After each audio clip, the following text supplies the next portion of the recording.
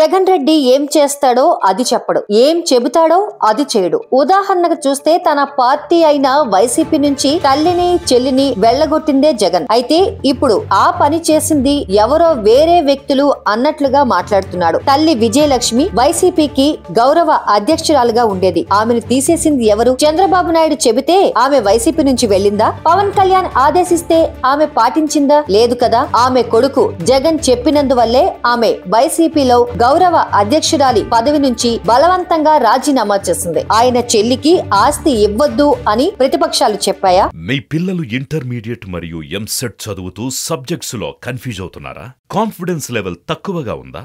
Repeated mistakes చేస్తున్నారా? అయితే మీకోసమే ఉంది రైజ్ యాప్.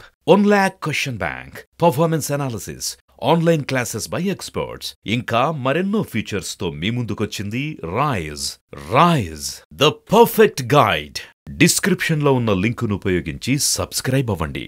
చెల్లి షర్మిలకు ఆస్తులు ఇవ్వకుండా వేధించింది జగన్ రెడ్డి. దాంతో ఆమె తెలంగాణ వెళ్లిపోయి అక్కడ రాజకీయ పార్టీ పెట్టుకుంది. అయితే పరిణామ క్రమంలో ఆ పార్టీకి ఆదరణ లేకపోవడంతో ఆమె తన పార్టీని కాంగ్రెస్ లో విలీనం చేసి ఏపీ రాజకీయాల్లోకి కాంగ్రెస్ ద్వారా వస్తుంది. జగన్ తన చెల్లిని అవసరానికి వాడుకొని వదిలేయకపోతే ఆమె ఈ పని చేసి ఉండేది కాదు కదా. ఆస్తి ఇచ్చేస్తాను అని ఒప్పందం చేసుకుని మాట తప్పిందెవరు? జగనే కదా. అన్ని పనులు తానే చేసి ఇప్పుడు మీ బిడ్డకు రాజకీయాలు తెలియవు అంటూ కొత్త రాగం మొదలు పెట్టాడు జగన్. తల్లి చెల్లిని అడ్డగోలుగా గెంటేసి కనీసం మంచి మర్యాదలు కూడా చూసుకొని జగన్ రెడ్డి వారికెవరైనా సాయం చేస్తామని వెళ్తే బెదిరింపులకు సైతం వెనుకాడని జగన్ రెడ్డి ఇప్పుడు రాజకీయాల కోసం కుటుంబాలను చీలిస్తున్నారని ఏడ్చేందుకు రంగం సిద్ధం చేసుకున్నారు. కాకినాడలో పెన్షన్ కానుక పేరుతో సభ పెట్టి షర్మిల కాంగ్రెస్ పార్టీలో చేరుతున్న అంశంపై ఏడ్చినంత పని చేశారు. నేరుగా షర్మిల పేరు ఎత్తలేక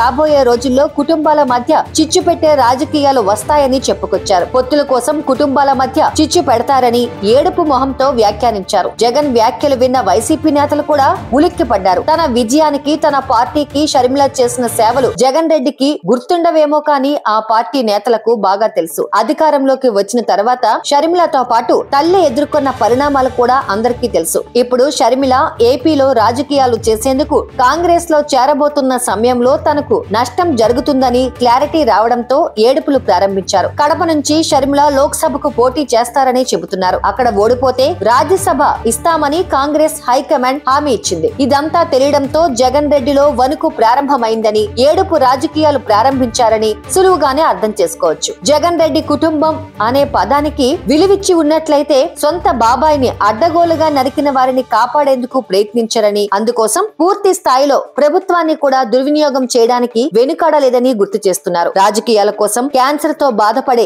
రామోజీరావు కొడుకు సుమన్ ను సైతం మభ్యపెట్టి సాక్షిలో తప్పుడు రాతలు రాయించి అయ్యన్న సహా ఎన్నో కుటుంబాల్లో పదవులు ఆశ పెట్టిన చిచ్చు గురించి జగన్ రెడ్డి మర్చిపోయాడేమో కానీ ప్రజలు మర్చిపోరన్న సెటైర్లు వినిపిస్తున్నాయి. మొత్తంగా జగన్ రెడ్డి షర్మిల పైన ఏడుపు స్టార్ట్ చేసేందుకు రెడీ అయ్యారని కాకినాడ స్పీచ్ తో స్పష్టమైందన్న అభిప్రాయం వినిపిస్తోంది.